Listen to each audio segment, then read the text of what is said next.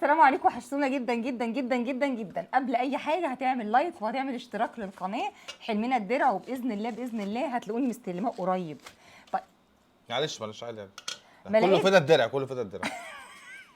بصوا يا جماعه، عامه انا لو خدت الدرع، لا عادي، عامه يا جماعه لو خدت الدرع مش هعمل اكل لمده شهر في البيت 30 يوم، فنسعى بقى ونجري بسرعه. يعني ممكن اعمل لكم فيديوهات طلقت النهارده، اتجوزت بكره، رمى عليا اليمين الصبح، رجعت له الظهر.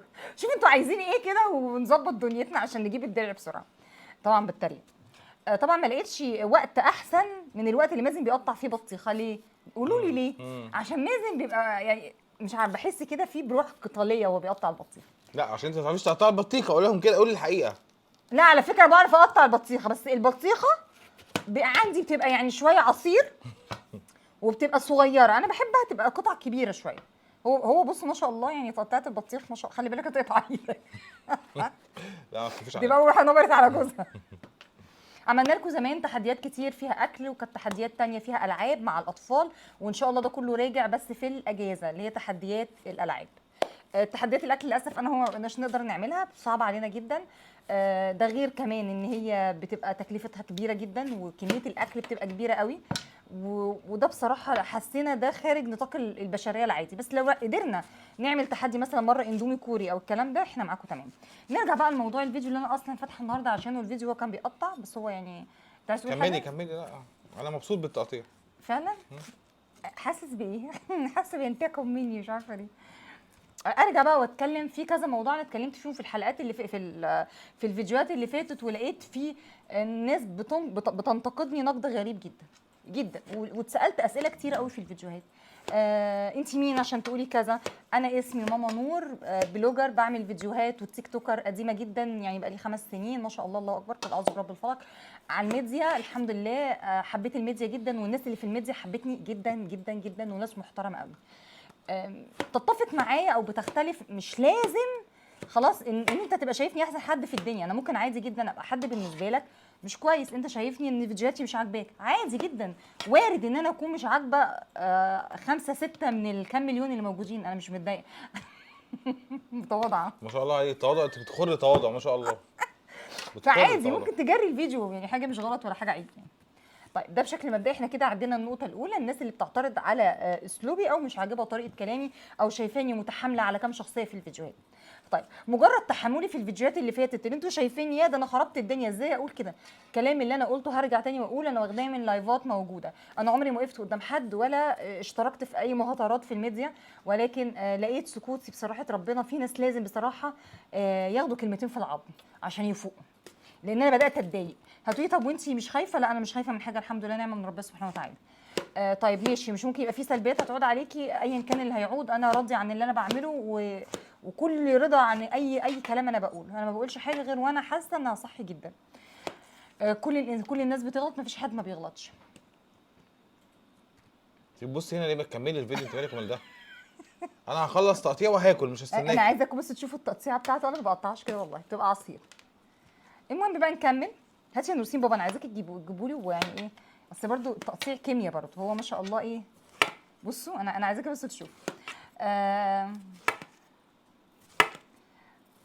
اما الناس بقى اللي بتقول لي فانت بتطلعي انت كمان تعملي يوميات، انا بعمل يوميات مش يوميات روتين.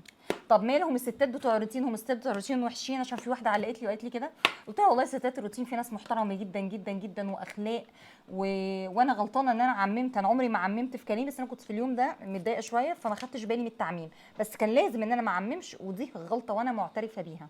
فستات الروتين مش كلهم وحشين، في ستات محترمات جدا وبيفيدوا ستات كتير، ولكن في ستات تانية المقصد الاول والاخير هي تصوير منطقتين بالنسبه لها واهم من اي شيء، وهي ان انا ادي ظهري، مش انا، هي تدي ظهرها للكاميرا او توطي قدام الكاميرا، او انها تتحرك بزاويه تبينها كلها قدام الكاميرا، او انها تتحرك حركات سريعه فجسمها يتهز في الكاميرا. النوعيه دي بقى اللي انا كنت اقصدها بكلامي، كنتش قاصده ان انا اعمم. طيب بالنسبه بقى للقناه، الناس اللي سالتني القناه طلعت ازاي، القناه بتقل ازاي، كل الكلام ده انا هعمل فيديو كامل للقناه يعرفكم الدنيا اولها واخرها. اما انا زي ما انا قلت قبل كده ان انا بعمل فيديو، بنتكلم في الفيديو. انا مسكت بقك. طب استنى عشان ما تاكلهاش لوحدك. انت البطيخ بتقطع مربعات ازاي؟ طب اقسم بالله بصوا التربيعه. طب قولوا لي انا اعمل ايه؟ يعني انا اقطعها ازاي بقى بعد المنظر ده؟ انا ممكن بص عاملة اقطع ازاي؟ لكم دي واوريكم انا بقطع ازاي. لا طب في تقطيع احسن من ده كمان، تقطيع فنادق كمان احسن من ده. لا حلوه. اشوفكم على خير في فيديو كتير، في فيديو جديد. حبيت بس ابين اللي انا وجهه نظري مش اكتر. وما ما قصدتش كل الستات بتوع الروتين، في ناس محترمه جدا، ولكن في ناس بجد بتبين اكتر المساوئ اللي موجوده عندنا. يعني واحده تجيب لك بيت، يا جماعه والله العظيم الفقر مش عيب، والحياه البسيطه مش عيب، لكن ما تجيبليش سجاده يعني انتوا ما اعرفش بتعملوا عليها، بتحطي عليها طوب طينه وتفهميني دي كنتوا قاعدين عليها عادي قبل الفيديو، وبعد كده انت قايمه تغسليها في الحمام وجايبه لي حمامك نفسه مش نظيف. انا معدتي بتقلب ما استحملش. لكن في ستات منظمات وعندهم اناقه كده في نفسهم، دول بيفيدونا. تقولي اعمل ايه، نظفي ازاي، اعملي ازاي، انضف السجاده ازاي، لكن ما تقوليش ازاي احط ملايه السرير وتقولي ده انا بعمل يوميات ويوميات محترمه وتاخدي مني الجملتين وتقصيهم وتحطيهم على فيديوهاتك. لا يا حبيبتي كلنا بنقف نعمل ملايات السرير، ولا انت مش شايفني بعمل ملايات انا السرير بصراحه كويسه؟ ليا راي تاني في الموضوع ده عايز اقوله، عشان بصراحه الفيديو ده مهم بصراحه. قولوا انا باكل معاكي. رايي ان زي ما في ناس بتقدم روتين المطبخ اللي هو بتاع تعليم الاكل والكلام ده كله، البنات لسه متجوزه جديد ممكن فعلا ما يبقاش عارفين بيعملوا الاكل ازاي، دي او حقيقة. جوزها عايز اكله معينه وهي مش عارفه، اتزنقت تعملها مش عارفه، حصل. فطبيعي هتخش على مثلا على اليوتيوب او على اي موقع هتشوف الاكل اللي بتعمل ازاي.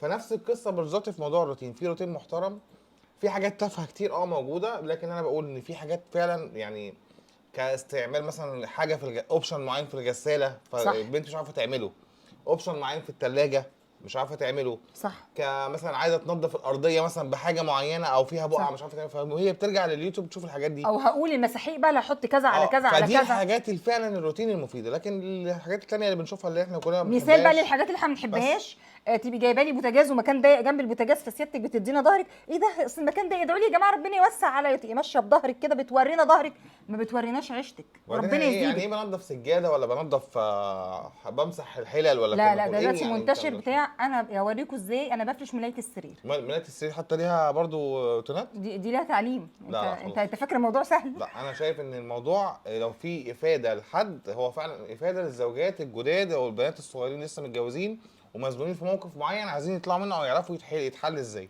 فبيشوفوا الفيديوهات دي. لكن طيب. غير انا افرش الملايه وافرش سجاده ولا مش عارف اروق ايوه. الكنبه والكلام ده كله، الكلام ده كله اي حد او يعرف تعالوا يا يعمله. حبايب قلبي اوريكم انا بغسل المواعين. يا حبايب قلبي انا الجمله دي بسمعها على اليوتيوب ببقى هتجنن.